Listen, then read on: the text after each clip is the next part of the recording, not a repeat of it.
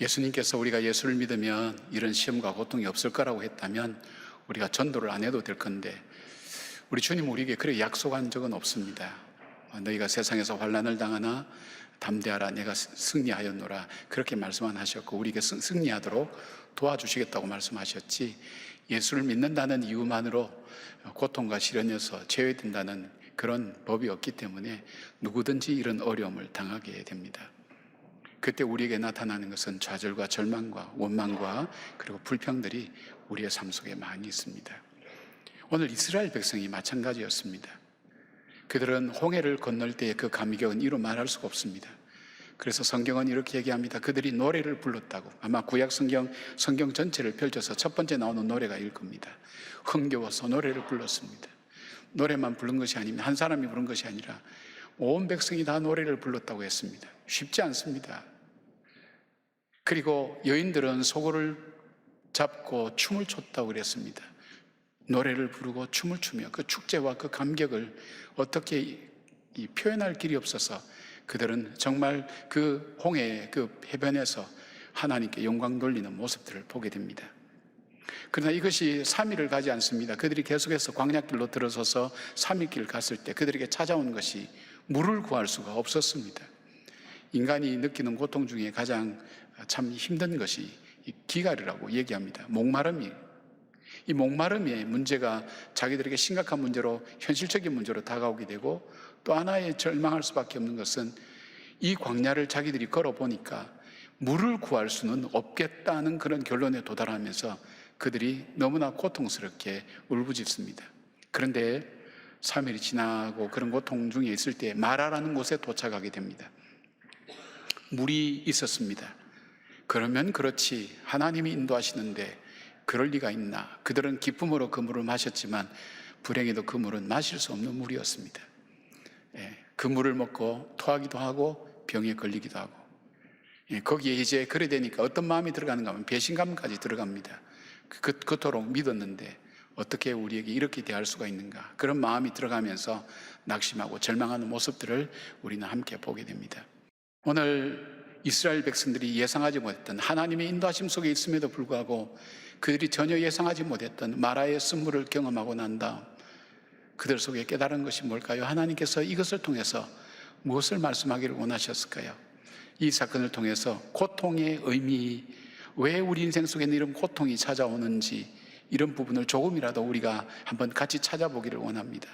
그리고 하나님의 뜻이 무엇인지를 찾으면서 우리의 삶 속에 마라의 쓴물 가운데 있지만 이 마라의 쓴물로 머물러 있지 않고 하나님께서 인도하시고 하나님께서 이끌어 주시는 대로 여전히 믿음의 길 걸어가는 우리의 삶이 되기를 간절히 원합니다. 자, 고통과 시련의 의미 첫 번째는 하나님의 시험입니다. 하나님의 시험. 25절 말씀 우리가 함께 합독하겠습니다. 모세가 여호와께 부르짖었더니 여호와께서 그에게 한 나무를 가르치시니 그가 물에 던지니 물이 달게 되었더라. 거기서 여호와께서 그들을 위하여 법도와 율례를 정하시고 그들을 시험하실세, 그렇게 말씀하고 있습니다. 하나님께서 이스라엘 백성들을 시험하셨다고 말씀합니다. 이렇게 시험하셨다는 의도가 정확하게 나타나면 우리가 그냥 쉽게 이해할 수가 있습니다. 시험에는 크게 두 가지가 있죠. 하나는 일정한 기준에 도달하지 못하면 사람을 탈락시키기 위한 시험이 있습니다. 유혹이죠. 유혹은 한번 빠지게 되면 치명적입니다. 회복될 수가 없습니다. 그래서 이런 시험을 보통 템프테이션, 영어로는 그렇게 얘기합니다. 유혹이다. 우리를 넘어뜨리는 유혹이다. 또 한 가지 다른 종류의 시험이 있습니다. 그것은 그 사람의 실력과 역량을 기르기 위한 시험이 있습니다. 훈련 또는 연단이라고도 이렇게 바꾸어 얘기할 수 있습니다. 이런 시험을 영어로는 테스트라고 얘기합니다. 영어 성경에 있는 본문의 시험을 테스트라고 번역하고 있습니다. 시험의 히브리어 단어 이 원어를 보면 나사라고 하는 이 단어는 어떤 사람이나 물건의 수준을 역경이나 고난을 통해서 단련시켜 나간다는 뜻을 가지고 있습니다.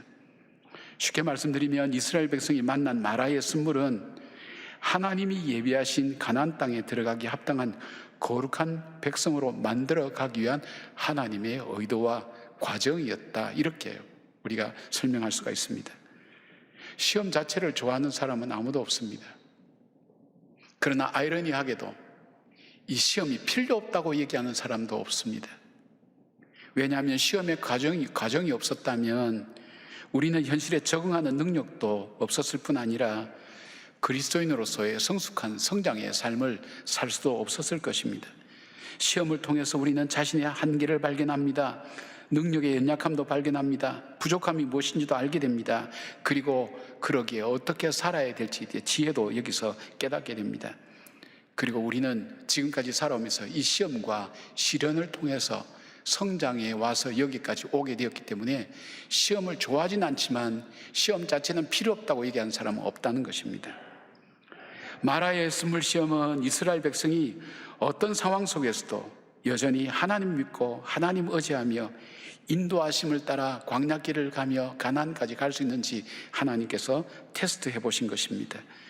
그래서 비록 광야길을 걷지만 하나님을 의지하며 그들이 거룩한 백성이 되어 약속의 땅 가나안 땅에 들어가기에 합당한 백성으로 하나님께서 세워가시는 훈련이 바로 이 마라의 순불의 훈련인 것입니다.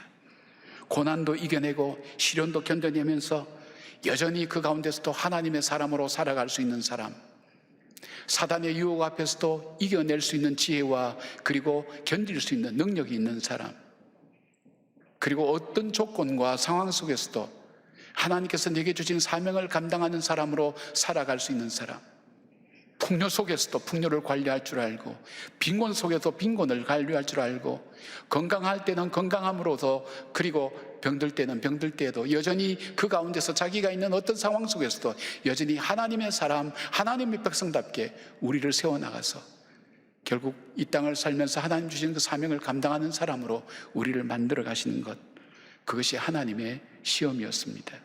여러분, 이 시험을 우리가 가능하면 이 시련을 피해갈 수 있으면 피해가는 것이 좋지 않겠습니까? 그러나 누가 인생의 고통과 시련을 피해갈 수가 있습니까? 다 좋아 보여도 여러분 앞에 앉은, 옆에 앉은 사람, 앞에 앉은 사람, 그리고 여러분이 바라본 사람 행복해 보여도 그 인생은 공고한 겁니다. 모세가 얘기한 것처럼 수고와 슬픔밖에 없는 인생길을 걸어가는 고달픈 인생길을 걸어가고 있습니다. 지치고 힘들고 그리고 어렵게 살아가는 사람입니다. 우리가 이 양의 이런 시험을 어차피 겪어야 될 바에는 우리의 기도는 어떻게 바뀌어야 될까요? 하나님, 이 시험이 나에게 없게 해주십시오. 저도 그렇게 기도합니다. 하나님, 형통하게 한다고 할 때 제가 설명드린 것처럼 형통은 둘러가는 일도 있고 거친 일도 가니까 형통하게만 해달라고 기도해서는 안 되겠다. 두 가지 같이 합니다. 순적하게 하시고 형통하게 해달라고 좀 얕게 기도합니다. 제가 시련과 고통을 당해보니까 시련과 고통은 너무 싫습니다. 그래서 하나님, 이거 없이도 잘할 수 있도록 미리 알아서 하나님 앞에 잘 살아갈 수 있도록 저를 그렇게 인도해 달라고 그렇게 기도 많이 합니다. 고통을 좋아하는 사람 없습니다. 그러나 하나님께서는 바로 이 고통과 어려움 가운데서도 풍요 속에서도 빈곤 속에서도 하나님의 사명을 감당하는 사람으로 살아가고 있는지, 죄와 유혹 앞에 이길 수 있는 사람으로 살아갈 수 있는지, 그리고 하나님 앞에 갈 때 사명을 완수한 자의 그 감격과 기쁨을 가지고 주님 품에 안길 수 있는지, 그 훈련을 하나님께서 우리를 시켜나간다는 것입니다. 범사에 감사하십시오. 쉬지 말고 기도하십시오. 항상 기뻐하라는 하나님 뜻을 기억하십시오. 오늘 내 인생을 향한 하나님의 뜻이 그것이기 때문입니다. 하나님, 이 환경 속에서, 이 어려움 속에서, 이 고난 속에서 내가 어떻게 해야 되겠습니까? 하나님께 물어볼 때 하나님 뜻은 이겁니다. 범사에 감사해라. 쉬지 말고 기도하라. 항상 기뻐하라. 지금 이것이 이 상황에서 너를 향한 나의 뜻이라고 주님 말씀합니다. 무슨 뜻입니까? 이 상황 속에서도 하나님의 백성답게 살아가는 사람이 될 수 있도록 우리를 만들어 가시고 세워 가시고, 이 이스라엘 백성을 통해서 온 세상을 구원하시는 하나님의 백성의 메시지를 전하는 하나님 메신저로 삼기 위한 하나님의 계획이 있다는 것을 주님 우리에게 말씀해 주십니다. 자, 인생의 고통과 시련의 두 번째 의미, 그것은 하나님의 교훈입니다. 26절 말씀 우리가 함께 합독할까요? 26절 말씀 시작. 이르시되 너희가 너희 하나님 나 여호와의 말을 들어 순종하고 내가 보기에 의를 행하며 내 계명의 귀를 기울이며 내 모든 규례를 지키면 내가 애굽 사람에게 내린 모든 질병 중 하나도 너희에게 내리지 아니하리니 나는 너희를 치유하는 여호와임이라. 하나님께서는 마라의 스물을 통해서 이스라엘에게 가르치시고 깨우치기를 원하시는 교훈이 있었습니다. 어떤 교훈일까요? 교훈은 뭘까요? 어떤 원리를 말하죠. 하나님을 따라가는, 하나님 인도함을 따라가는 백성의 삶의 원리, 주님은 크게 두 가지로 오늘 교훈하고 계십니다. 먼저 마라의 쓴물을 마시는 것 같은 알 수 없는 고통과 시련이 올 때에 먼저 하나님을 찾으라는 말씀입니다. 여러분, 오늘 우리가 읽은 본문 말씀에 요 짧은 요 몇 절 속에 나라는 것, 내가라는 표현이 몇 번 나오는가? 무려 6번이나 나옵니다. 쉽게 말씀드리면 뭡니까? 너희가 어렵고 시련과 고난을 당할 때 가장 중요한 것은 그것을 해결하기 위해서 본능적으로 움직이고 한번 어떻게 해보려고 몸부림치는 그 이전보다도 가장 우선적으로 해야 될 것이, 중요한 것이 있다면 하나님을 먼저 찾으라는 것입니다. 하나님을 바라보라는 것입니다. 그것이 훈련입니다. 하나님 교훈입니다. 왜 이걸 교훈으로 줄까요? 그게 쉽게 되지 않기 때문입니다. 우리는 우리가 해결하기 위한 필요한 방법들을 찾아봅니다.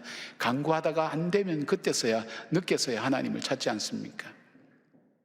조금 이렇게 우리가 영리해지면 바로 우리의 방법과 하나님의 방법을 같이 이렇게 찾기도 합니다. 자, 하나님께서 오늘 이 하나님을 찾으라는 이 말씀을 또 구체적으로 말씀드리면 기도하라는 것이죠. 25절 보면 모세는 먼저 이런 교훈을 미리 받은 사람입니다. 이 예상하지 못한 일들 앞에서 얼마나 지도자로서 당황했겠습니까? 하나님의 인도하심을 자는 확신을 가지고 있는데 가도 물이 나오지 않습니다. 이스라엘 백성은 광야를 모릅니다. 그러나 모세는 광야를 미리 경험했기 때문에 압니다. 이 백성들이 갑자기 이 물이 안 나오니까, 물을 구할 수 없으니까 불평하는데 물을 만났습니다. 근데 그 물을 먹고 그들이 질병에 걸리고 토하고 그러니까 모세도 아마 당황했을 겁니다. 백성들이 원망할 때 그냥 하겠습니까? 원망에는 분노가 있습니다. 비난이 섞여 있습니다. 그거 다 받으면 정신이 없습니다. 그런 가운데 모세가 있던 첫 번째 자세는 하나님을 찾았습니다. 하나님께 기도했다고 했습니다. 근데 하나님께서 모세에게 한 나뭇가지를 보게 하시고 그 나무를 쓴물에 던져서 먹을 물로 만들으라고, 그 던졌더니 이 먹지 못하는 이 물이, 쓴물이 단물로 바뀌어서 먹을 수 있는 물로 바뀌어주셨습니다. 상황과 환경을 바뀌어주신 겁니다. 하나님께서는 우리 자신들도 바꾸시지만은 우리가 기도할 때 환경과 상황을 바꾸시는 그 하나님인 것을 이 백성들에게 보여주신 것입니다. 못 먹고 병들 수밖에 없는 물을 먹일 수 있는 물로 바꿔주신 것입니다. 우리가 뜻밖의 문제를 만나 당황하고 황당함을 느낄 때 자기가 할 수 있는 방법대로 하는 것보다도 먼저 하나님을 찾고 부르짖을 때 주님께서는 필요한 상황과 환경과 필요한 것을 주님께서 주신다는 것입니다. 변화시켜 주신다는 것을 보여줍니다. 이미 홍해를 통해 보여주셨습니다. 기도할 때 홍해를 갈라서 이스라엘을 건너서 지나가게 하신 겁니다.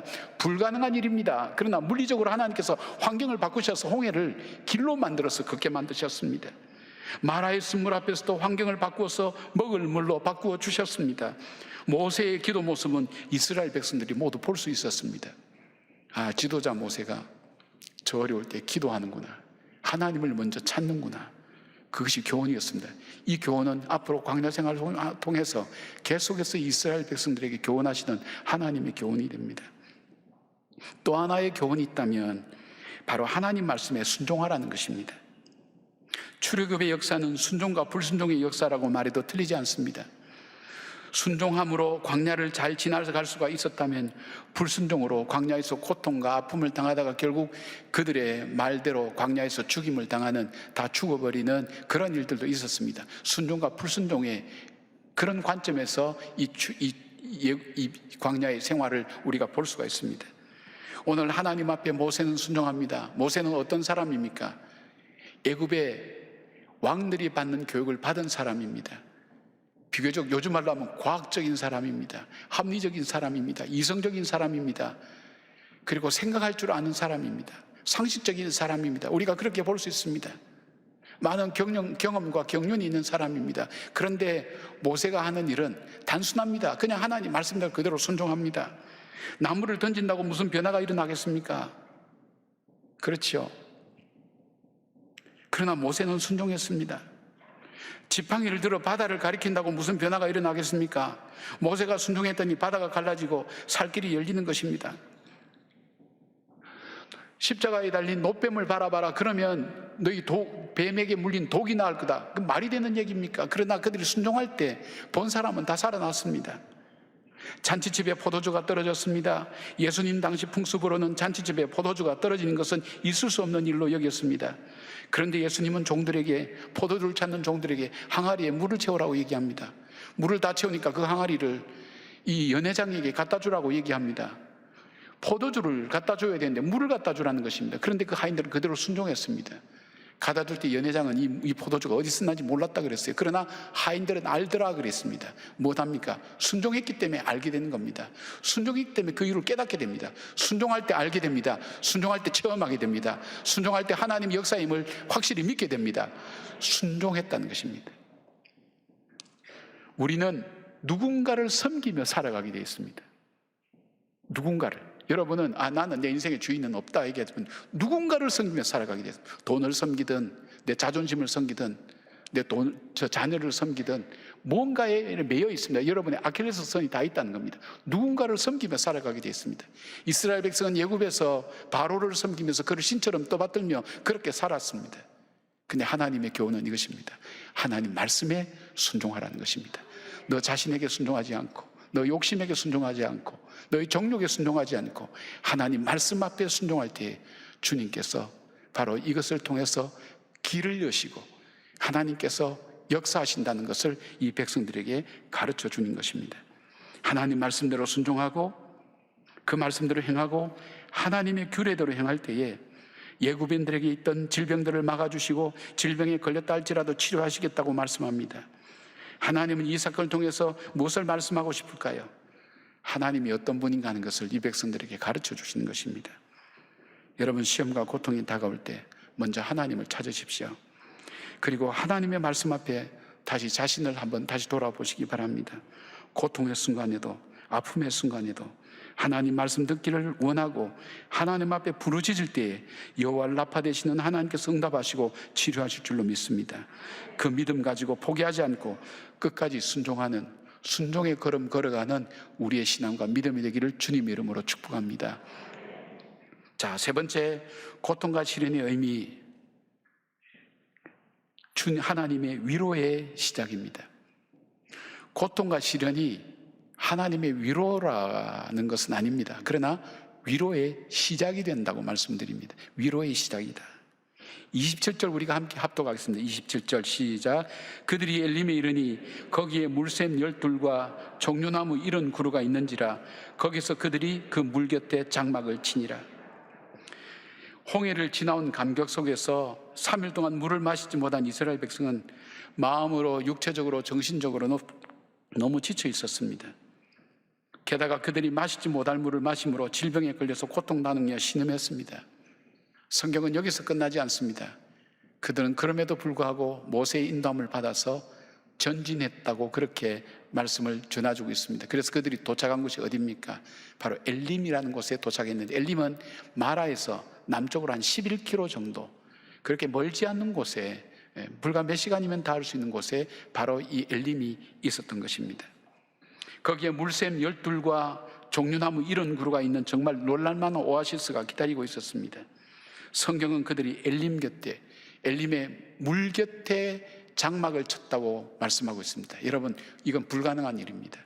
사막에서 조그만 우물 하나만 발견돼도 살아나는데, 조그만 나무 하나만 있어도 살아나는데, 물이 솟아져 나온 물샘이 12개가나 있었고, 그리고 종려나무가 70주나 있어서 시원한 그늘이 지어지면서 살 수 있는, 쉴 수 있는 곳이 마련됩니다. 바로 하나님의 위로가 거기에서 이루어지고 있었습니다. 이스라엘 백성이 마라에서 절망하고 낙심했던 이유가 뭘까요? 우리가 이 엘림의 이 위로를 보지 못했기 때문입니다. 이스라엘 백성이 보지 못했습니다. 그들이 믿던 믿지 않았던 엘림은 있었습니다. 하나님이 그리로 인도하는 겁니다. 하나님이 예비해 주신 하나님의 위로가 거기에 있었습니다. 그들이 보지 못했기 때문에 낙심했습니다. 절망했습니다. 우리 현실 앞에 희망이 보이지 않습니다. 현실 앞에 해결책이 보이지 않습니다. 그러기에 우리는 절망합니다. 그러기에 그 자리에 주저앉습니다. 낙심하여서 더 이상 한 발짝도 한 걸음 나갈 수 없다고 얘기하는 분들이 있습니다. 그들은 그렇게 생각했을 것입니다. 그렇지, 3일 광야길 걸었지, 고달픈 광야길이, 이제 광야길이 얼마나 고달픈가 하는 것을 처음으로 체험했습니다. 물을 구할 수도 없습니다. 그들이 간다고 해서 물이 있다는 보장도 없고 양식이 있다는 보장도 없습니다. 그러나 그들은 전진해야 됩니다. 얼마나 마음으로 그들은 고달픈 삶을 살았을까요? 그러나 그들은 거기에 주저앉지 않았습니다. 그 고통 중에서도, 그 고달픔 중에서도 하나님 말씀을 따라, 인도함을 따라 그들은 한 발자국 한 발자국 걸어서 전진했습니다. 그 결과 그들의 한 발자국은 마침내 하나님 위로가 있는 엘림에 도착하게 되었습니다. 엘림은 쉼과 위로와 풍성함이 기다리고 있었습니다. 우리는 시련과 고난을 당할 때에 쉽게 낙심하게 됩니다. 스스로 포기하면서 더 이상 앞으로 나갈 힘이 없다고 이야기합니다. 내 인생에는 마라의 쓴물과 광야의 고달픔만이 내 인생 앞에 놓였다고 생각하게 됩니다. 그러나 이때 우리가 해야 될 게 뭘까요?